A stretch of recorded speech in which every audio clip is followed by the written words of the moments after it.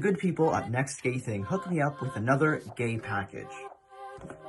It is filled with a lot of new stuff, so let's get into it. So in the gay pack, we've got the After Spa Jade Eye Roller. Oh, yes.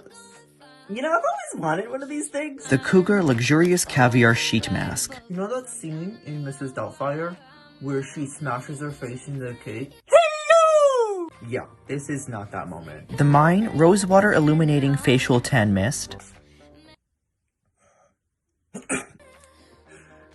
Smells good though. Well, that about wraps up the video.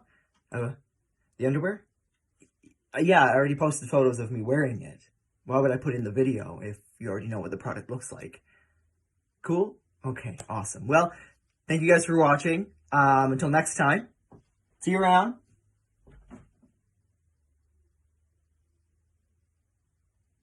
You know how it is! Holy hell.